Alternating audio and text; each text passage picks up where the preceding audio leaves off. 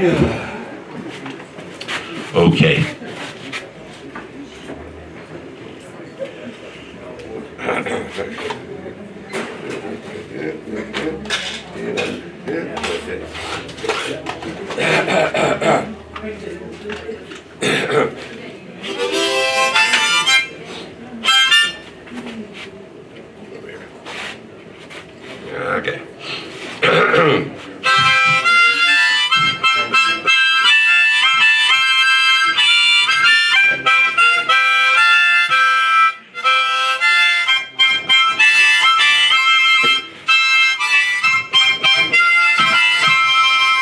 I'm in Timmins, through the thick and the thin.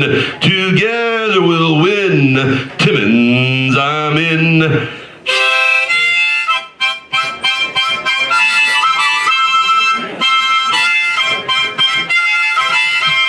From the heights of Kamoskosia to the depths of Kid Creek Mine, from the McIntyre headframe, the running waters of Matagami, the green forest to South Porcupine, from the shine of the Golden Dome, Timmins, you'll always be my home. I'm in Timmins, through the thick and the thin, together we'll win.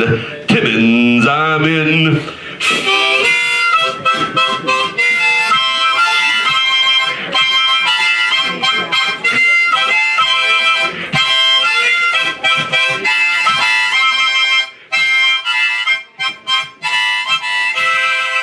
Oh, the race is not to the swift, nor the battle to the strong. Though the load she is heavy, though the road she is long. Together we'll pull through, side by side, me and you. I'm in Timmins, through the thick and the thin. Together we'll win. Timmins, I'm in.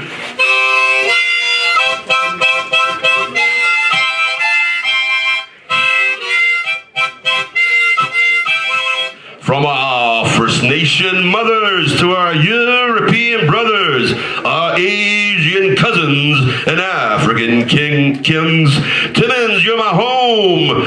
Timmins, you're my home through the good and the bad, from the joyous to the sad. Timmins, I'm in.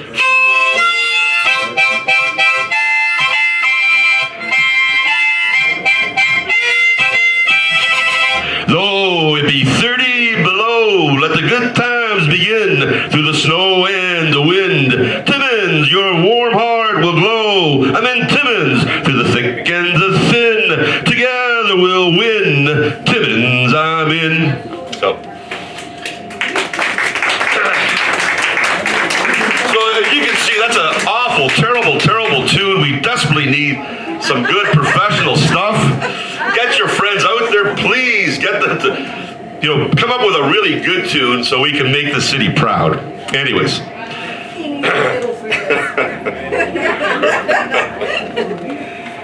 Okay. Now, this next song, I'm not really a musician, but I have no shame. I'm like Mike Duffy, except I haven't been made a senator yet. I hope they keep the Senate long enough for me to get there. I'd like to be the senator from PEI, although I've only been there once. Okay, this ballad here, and as I came to Timmins, I got to learn some of the history, and it's a fascinating history that, from the beginning. I mean, some of the First Nation history is amazing, and if you ever have a chance to read the myths of that Louis Bird from Pewanak has put together in two marvelous books. Bird, that's B-I-R-D. He's a fantastic gentleman. I wonder if he's going to be at the powwow this year. I met him about 2 years ago, and what a gentleman, just an incredible guy to talk to. But in addition to people like Louis Bird, I've met people from, all different backgrounds, Ukrainians, Finns, Chinese, and it's just an amazing thing. And I realized that Timmins was more multicultural in 1909 when it was started than Toronto ever was. And it's continued on quietly because, it's 40,000, it's in the north. It doesn't get the publicity that Toronto shouts out about itself, as I know, as I lived there for 51 years. But it's an amazing story, and one of the amazing families are the Macciolis, and they built the hotel, the Empire apartment complex, used to be the Empire Hotel, run by the Macciolis. The Amigo Bar used to be the Empire Theater, I believe. The Victory Theater. The Golden Harvest is now the condo that J.B. Legault is building at Balsam and 3rd, I believe. That used to be the Golden Harvest Theater. The Plaza Theater, I mean, there were about 5 or 6. The Osaka takeout place, buffet place was a theater as well. And it's just amazing, and they've been very supportive. And so I wrote this song here, and I've just improvised this too, so if anyone wants to co-write a song with me and write the tune to this, you're quite welcome. This is called The Ballad of Leo Massioli.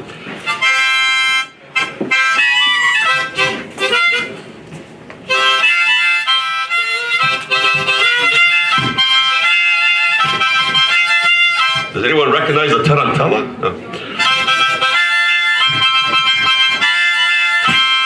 In the distance from the east, what can it be? Is it a herd of moose or beast walking spritily? Who can it be? Holy moly, it's Leo Massioli and his band of men canoeing and snowshoeing through the Porcupine. It's 1909 when there were no roads, only rivers and toads, lakes and rivers and mosquito-infested trails. Let's sing a song of his travails.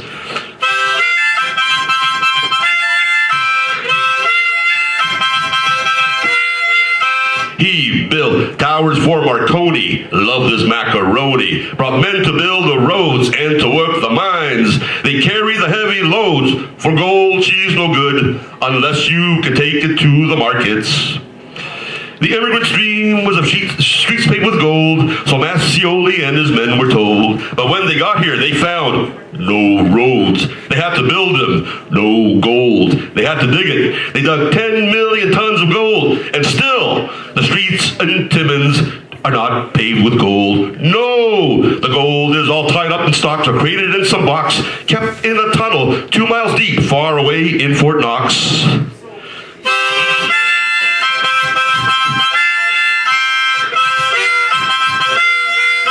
The gold goes up, the gold goes down, but there's one thing for sure, without Leo Massioli, there might not be no Timmins town.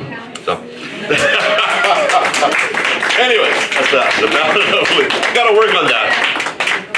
Maybe I get Massioli Enterprise to give us another $250 to get somebody else to write the tune for this. Okay. We'll work on that. All right. Okay. All right, now let's get serious. Timmins Voices, we promote diversity, we promote self-expression, and we encourage people to express themselves. And in any form, whether it be a speech, whether it be poetry, whether a short story. And I just recall this past January the terrific job that Jessica, I was going to say McVitie, but she's married now. Jessica... Trudell. Yeah. Yes. Wow, see, you turn 60 and your mind just goes. Anyways, she did some incredible stuff with her short stories and just did a terrific job. So, what I'm trying to do here with this book called Postmodern is that, believe it or not, in big cities like Toronto, wherever they have universities, there are all these daily battles between what school of poetry is better than the other, right?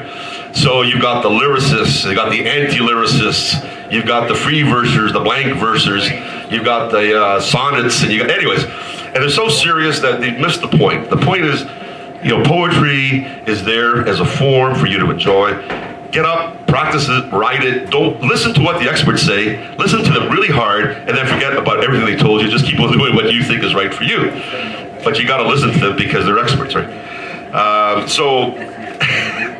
This, you may have heard some of these poems, but what they try to do is express my love of Canada and my love of the North. So it's broken down into 4 sections. The first section is called "My Nation is a Train." ... Wreck.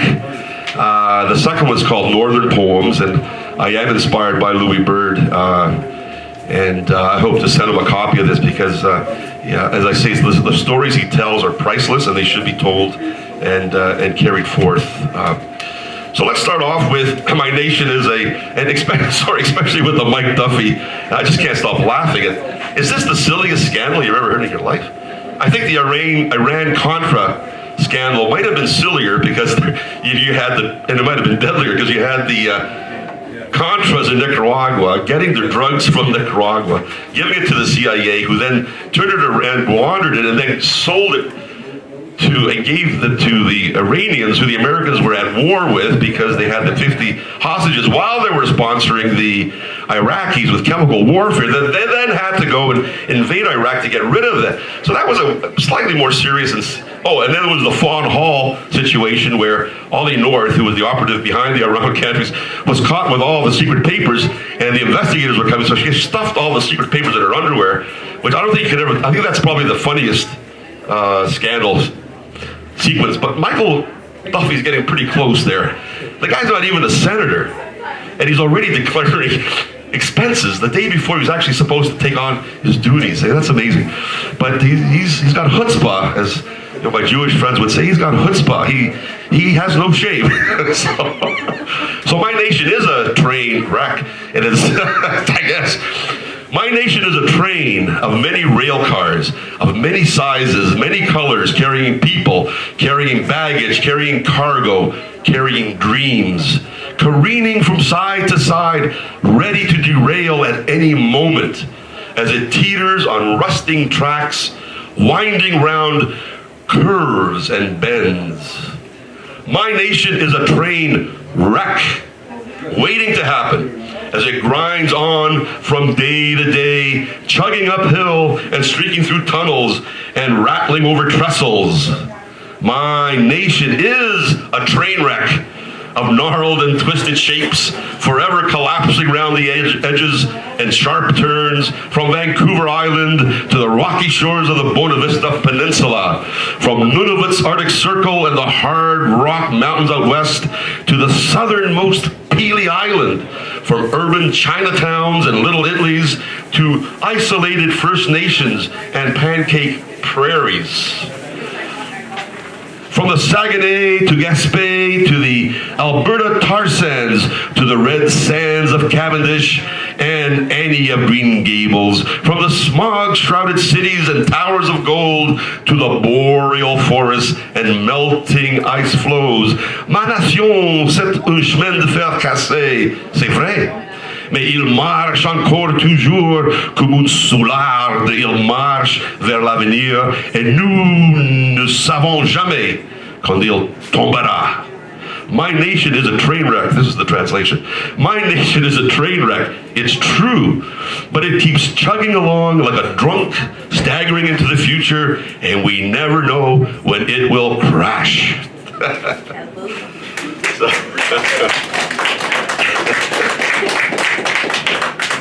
I think I get the sensation that with the start of the Duffy trial, it's close to crashing at this point. I don't know. We'll see what happens.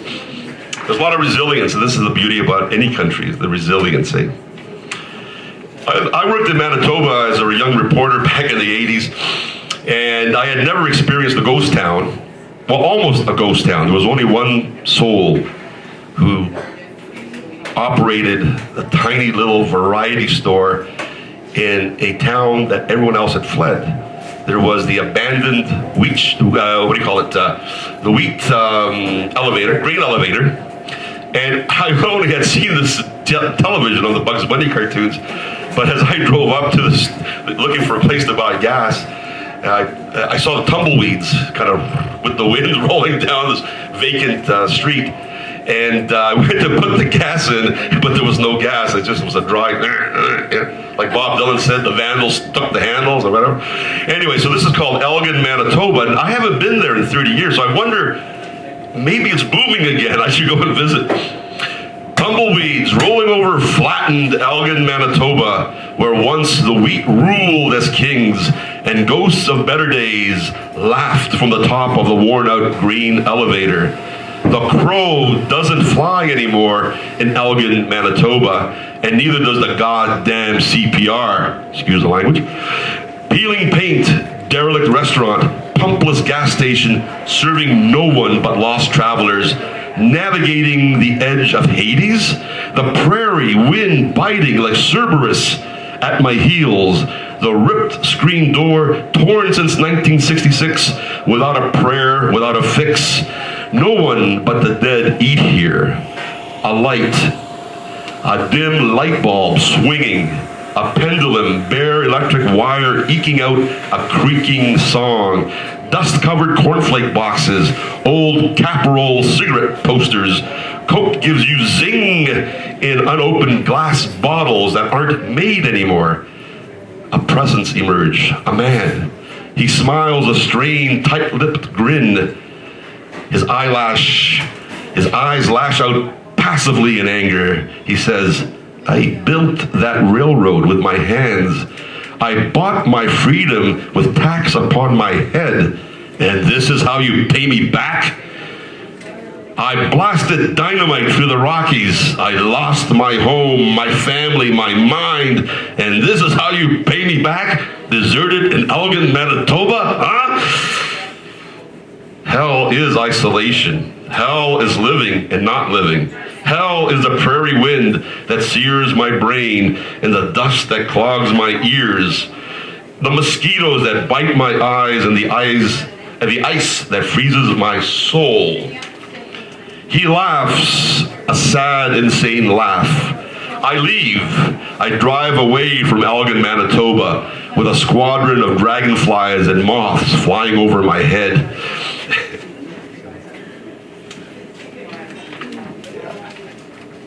Okay. That's Elgin. And from Elgin, we go to another great part of Canada. This is the worst part of Hamilton, underneath the Queen Elizabeth Way Bridge over by Burlington Road, or Burlington Avenue, one of the most industrialized streets in Canada that connected, I think, the Fasco and Stelco, whatever they're called these days. I think Stelco's now finally closed down. But it was a Sunday afternoon and a bunch of Irish musicians were playing, and they apparently once a month they have a jam, and these were a bunch of really serious musicians because they really were musicians. So let me tell you what happened. This is called Kicking Out the Spoons. And if you know anything about Irish music, it involves a lot of spooning. It was a serious bunch that showed up to play at the Sunday afternoon Irish Jam in the back of the Continental Hotel in the worst part of Hamilton by the harbor between the steel mills and the freeways. But the music was loud, the beer, it was Guinness, and the memories of the homeland were strong. The men reeled off song after song with tears in their eyes. There was Gilligan, Milligan, and Finnegan on fiddle. O'Leary, McCleary, O'Flaherty played bass. Accompanied by Duffy, Delaney, and Quinn on guitar, Brennan, O'Houlihan squeezed the accordions. Kelly Kirkpatrick blew the penny whistle, and the lovely Colleen played the harp. The songs, they were old and well-worn. The Wild Rover, The Wild Colonial Boy, Black Velvet Band, Whiskey in the Jar. Throughout the bar, there was a longing and an ache for Ireland dear. But then, Muldoon started tapping out a rhythm on his spoons. And the toes, they started tapping, and the legs started moving. Soon there was laughter, their butts got out of the chairs. Dancers leaped up and kicked up their heels. Until Finnegan yelled into the mic, "Who's the asshole who's ruining our song with the spoons? Only musicians are invited to jam, so take your utensils back to the kitchen and scram." Muldoon was thrown into the streets. Unperturbed, Muldoon kept on clacking from the window outside. The crowd kept on dancing when all hell broke loose, with punches to the nose and kicks to the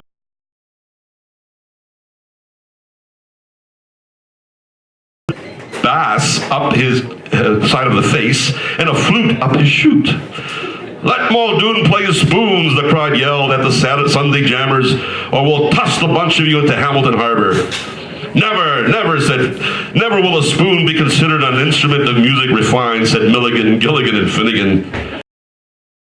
And the fight turned into a brawl, and Finnegan was tossed into the harbor and fluttered about until the constables arrived and arrested them all. "Next week, now tell me," the judge said, "how this riot got started by spoons." So the witness explained what happened that night. They kicked out the spoons at the Sunday Irish Jam at the Continental Hotel in the worst part of Hamilton by the harbor between the steel mills and the freeway.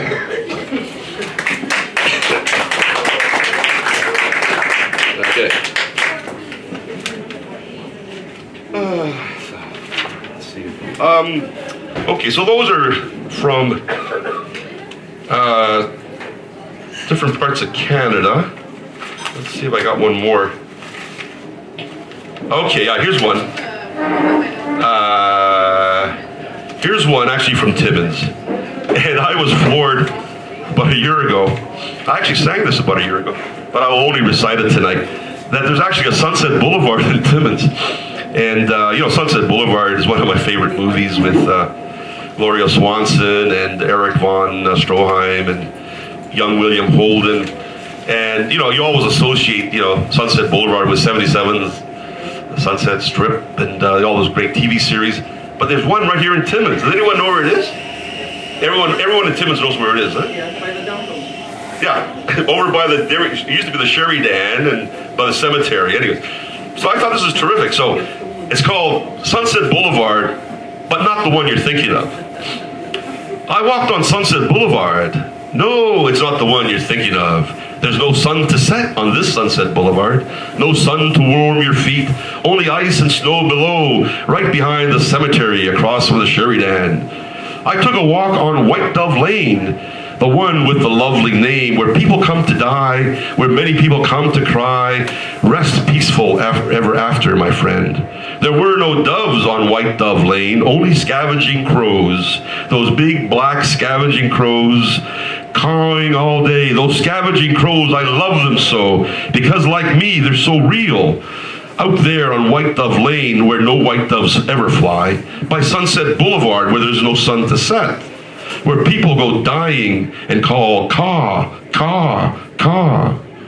It became clear to me as I walked by Crystal Avenue, which is not too far, just across the street from the cemetery, that there's nothing that is as it seems in this life. Maybe we're lost in some crazy mixed up dream, or maybe we're being conned by some criminal scheme down on Sunset Boulevard. No, it's not the one you're thinking of. Right next to White Dove Lane, where the white dove never flies, only the crows are real, only the crows, but you'll never see a street called Black Crow Lane. But I love those crows who scavenge next to me, scavenging on the same pile as me, down by Sunset Boulevard, but not the one you're thinking of. Then you go back to the classic line from the movie Sunset Boulevard. The stars are ageless, aren't they? They took the idols and smashed them. Without me, there would be no Paramount studio. I'm ready for my close-up, Mr. DeMille.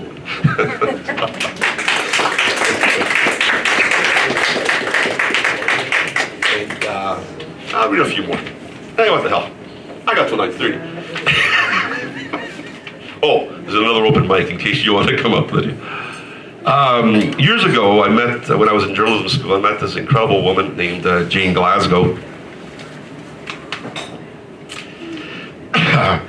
who I knew as the wife of a theater director named Bill Glasgow, and together they found a terrific theater called the Tarragon Theater, which is still there on Bridgman near Bathurst. And I was a kid growing up, and I would get to see, because they put in this policy of pay what you can Sundays.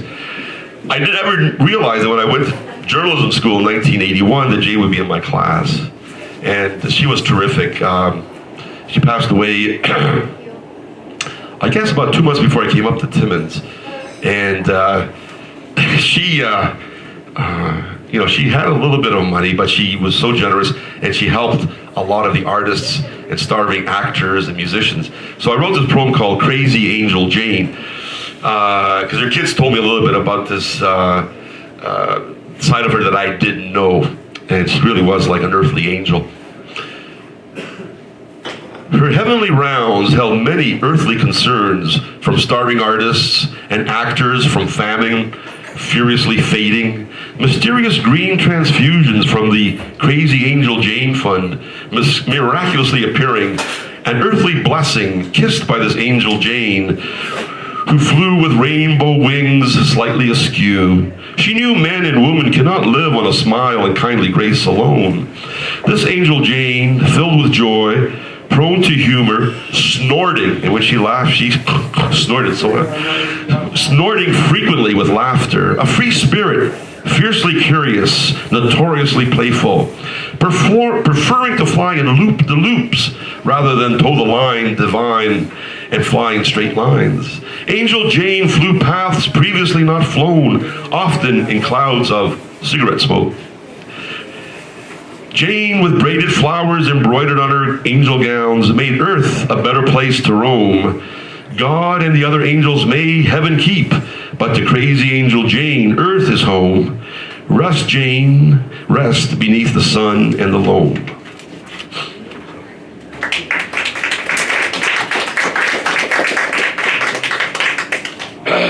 And just immediately before I came to Timmins, I lived in a part of town that subsequently was made famous by Rob Ford. And it's called in Toronto, it's the Dixon Road, Islington, Kipling area. It's a stretch of many condominiums. Some of them have been there since the 70s. The ones that he frequented to buy his stash were on the north side. We called them the Four Ugly Sisters because they were the most dilapidated of the condos. And a lot of the Somalian immigrants, that was the only place they could afford to stay. So that's where they went. So it's known as Little Mogadishu, and it was a fascinating place just to sort of see, because my parents came over from Italy in 1959, but to see new immigrants come over equally after, because Italians, we came over about after World War II. So we came over to escape a lot of the ravages of war, and the Somalians were doing the same thing. They also came, and they spoke better Italian than I did, because part of Somalia used to be an Italian colony, so it's kind of neat to talk to these guys and be having to say in Italian, what? No capisce. Anyway, so this is called Light in Little Mogadishu. Stepping out on a Saturday night between food basics and the ATM machine, I see the youth of Little Mogadishu arriving in twos and threes, gathering around McDonald's red and yellow sign. They come on foot, by car and transit bus, circling the light of shop windows with their edgy swagger and hip-hop smiles. From the shadows, a nervous security guard, overweight, white, not much older than them, but wearing the badge of authority, announces his presence by stepping into the light. They dance a circle dance, he looking warily at their faces, friendly yet menacing, they taunting him with their eyes, their mirth, laughing at his girth. He threatens them with his uniform. A sudden motion, a match is lit. The flame burns through millimeters of tobacco. Wisps of boredom rising. Those who have wheels take off in darkened streets, driving through the deserted high-rise corridors of Rexdale. The security guard returns to the shadows, leering from the dark at those who stayed behind. Four lean, kerchief-wearing girls walk into McDonald's. A white-shirted Somalian boy holds the door and dreams as the girls enter with rebellious thoughts of unhalal hamburgers. So, that's quite the experience there. Yeah. Okay. Let's get a little bit closer to home. And the second section of the book is called Northern Poems. So let's put this away here.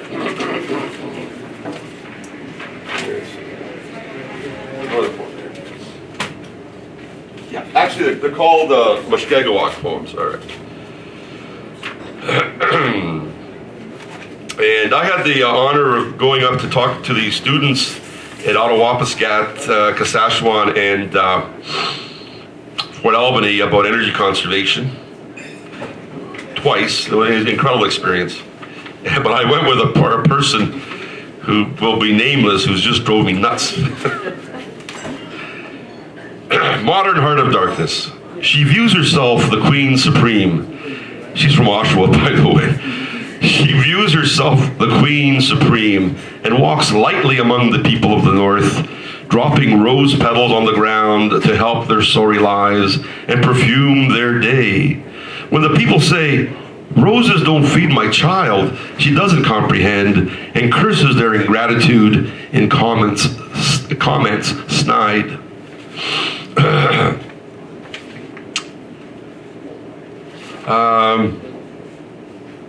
One of the stories I really enjoyed from Louis Bird's work is Chakapesh and his sister. And this is a classic tale. I mean, it's universal. It's written, told by the Omishkego people, but you can see elements of this that are universal. Where you have a mischievous male, young male, always getting into trouble, and a concerned, worried sister or mother trying to look out for him and save him for his own good, but the young guy just doesn't quite get it. He always keeps on getting into mischief. I think it's an incredible story. Kind of does reflect some truths, and there's certain elements of humor. So, Chakapesh, where are you going? Be careful, be careful. You'll reach the sun, and the sun will burn you.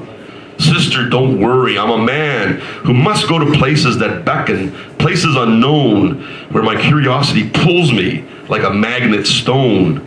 Chakapesh, you're a child who knows not the dangers that the world can bestow. You're wild, you're reckless, and you'll drive me insane. Sister, dear sister, don't you understand? I'm a man who reaches for the moon and lassos the sun. You stay behind and be comfortable, but get out of my way. There are things that a man must do. I got to do what I got to do. There are places mysterious, rivers that run fast, mountains that are snow-capped, I must tame. Chakapesh, I'll follow you and save you from yourself when you venture too far or fall into a crevice. Wherever you are, wherever you falter, I will be there to hold you. So it's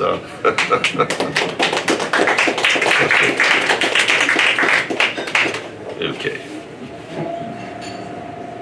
There's one story that's just brilliant. That's where Chakapesh gets a little carried away, and he actually lassos the moon. And then what happens is the moon's gravity pulls him all the way from Earth to the moon because he couldn't hold it, right? And the sisters say, Chakapesh, come back. But she couldn't save him in time. So the Omishkego story says that whenever you see that face in the moon, that's Chakapesh smiling. Which I think is brilliant. Okay. Okay, now, what I noticed when I was in Ottawa, see you, Wayne, thanks for coming by, and you're on for Scrabble one day. We'll continue. Okay.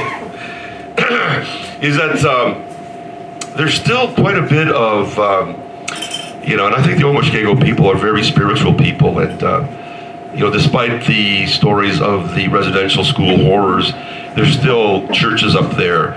And I call this the Madonna of Ottawa because it struck me as one of those the statue just in front of the little wooden thing, is this European statue of this woman with a blue robe, and she's got a white kerchief, and she's got her arms spread like this. You've probably seen those poses, right? Except her nose is missing.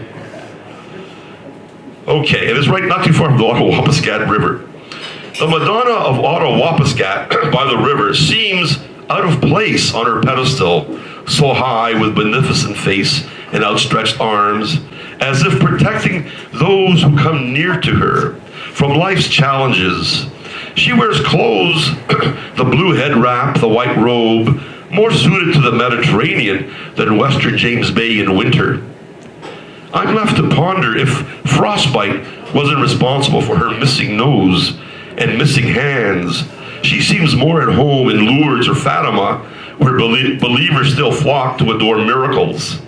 The Madonna of Ottawa seems so lonely in the wide field in front of the cemetery overlooking the river. So.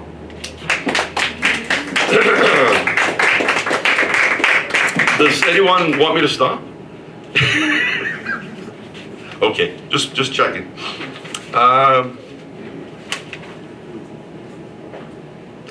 Yeah, this is actually, I wrote a poem called Louis Bird, and I'm gonna have to, I have his email somewhere. Louis Bird.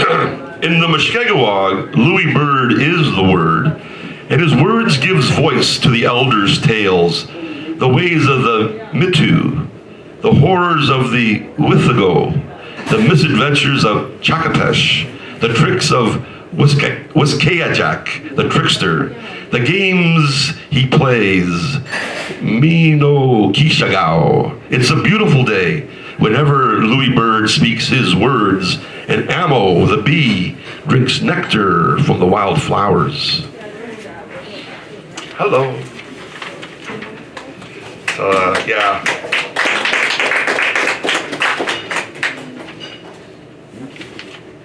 Okay, this one is from Fort Albany.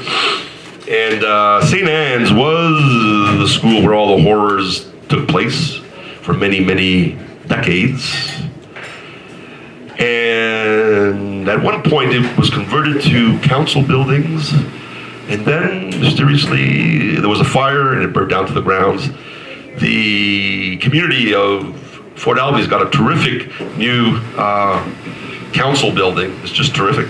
And the church is no more. So I call this St. Anne's Fire.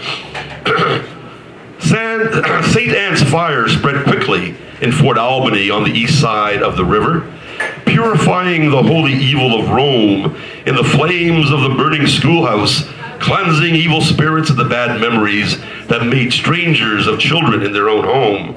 Sadistic frying nuns, or ordering children to sit on homemade electric chairs for the amusement of visiting friars who were always a little bit hot under the collar. St. Anne's Fire burned so pure, so clean, no one was killed, except the illusion that nuns and priests are saints.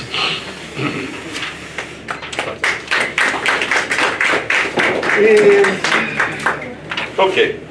So I'm just going to read one. I'll read the title poem. This is called Modern, Postmodern.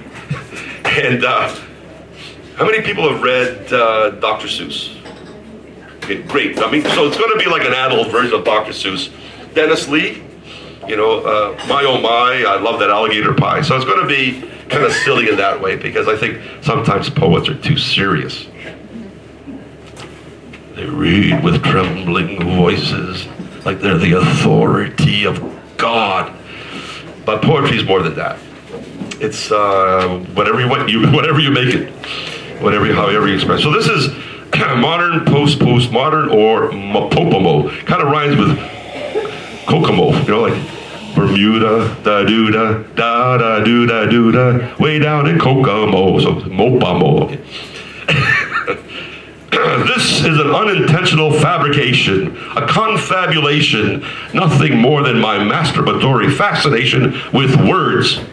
Without words, absurd words, Wordsworth, wordless, wordsmith, word stage, word of the day. Have you heard? Have you heard that bird is the word? I saw that on the Family Guy episode one day, and it reminded me of that Trash Man song, the hit of the 60s. Remember that one? Bird, bird, bird, bird, bird, bird is the word, wella, wella, wella. Bird, bird, bird, wella, bird is the word. In case you haven't heard, Louis Bird is the word. Mau mau, mau mau.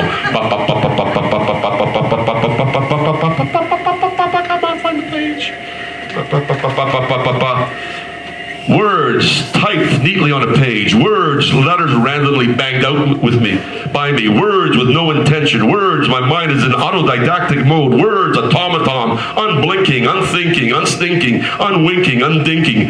My hands rule my fingertips. There's no intention in the retention of meaning. Mean Joe Green, mean Mr. Mustard, mean what you mean and say what you mean. Are you like me? Do you remember George Meany? The blue meanies? No intention, no retention, after school detention. Though I failed English Lit, I did very well in grade 3 phonetics, and I read my Dr. Seuss. Thank you very much. A pull, a bull, a mock, a schmuck.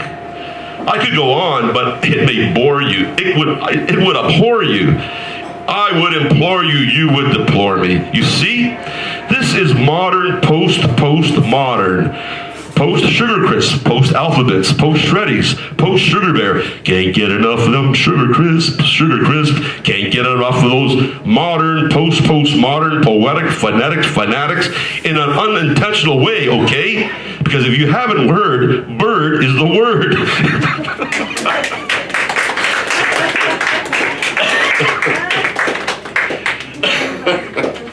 And I'll do one more.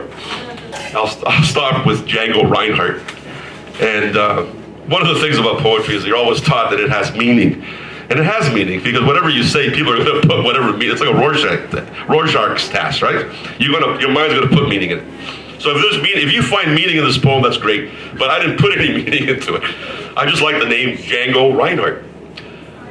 Django Reinhardt, words on a page, falling, calling, bawling, howling, scowling, a Niagara of sound, heard through the moisture of the cascading water, words tipping off my tongue, stumbling, bumbling, humbling, here and now, milk the cow, hanging, dangling, jangling, Django Reinhardt.